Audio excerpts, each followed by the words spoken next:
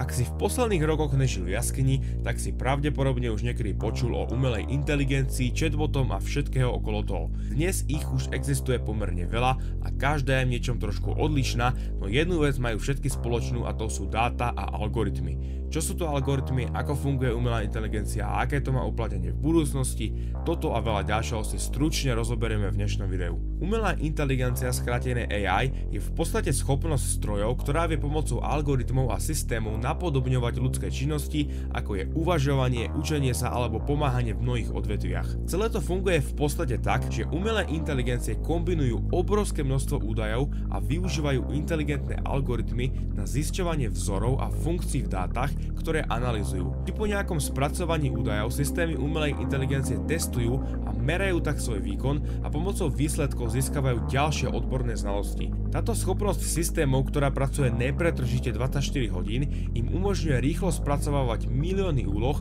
čo im umožňuje naučiť sa a rozvíjať svoje schopnosti v krátkom čase. Umelú inteligenciu môžeme rozdeliť na 3 kategórie. Obmedzená umelá inteligencia, všeobecná a superinteligencia. Pointa obmedzenej je schopnosť počítačového systému plniť úlohy lepšie ako človek. S touto inteligenciou sa stretávame napríklad v autonómnych vozidlách, hlasových asistentoch a tak ďalej.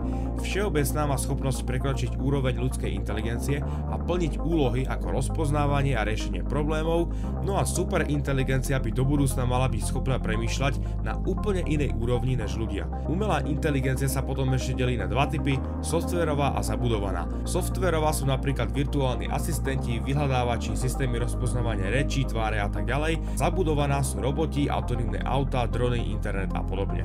Umelá inteligencia je tu s nami už dnes prakticky na každom rohu a využíva sa najmä v oblastiach ako je zdravotníctvo, online nakupovanie, vyhľadávanie na internete, chytré domácnosti, priemysel a výroba, finančné služby, doprava, veľa ďalšieho. V minulosti sa umelou inteligenciou zaoberal aj britský matematik a zakladateľ modernej informatiky Alan Turing, podľa ktorého vznikol aj Turingov test na umelú inteligenciu. Tento test bol v podstate založený na otázke, ako vlastne o niečom alebo o niekom rozhodnúť, či ukazuje známky inteligentného správania alebo nie. Ak človek nedokáže na základe konverzácie so strojom a ďalším človekom určiť, ktorý z nich je stroj a ktorý človek, potom umelá inteligencia testom prešla, môže byť do budúcna nebezpečná. No a týmto sa dostávam k tej asi najviac pokladanej otázke: je umelá inteligencia naozaj nebezpečná pre ľudstvo?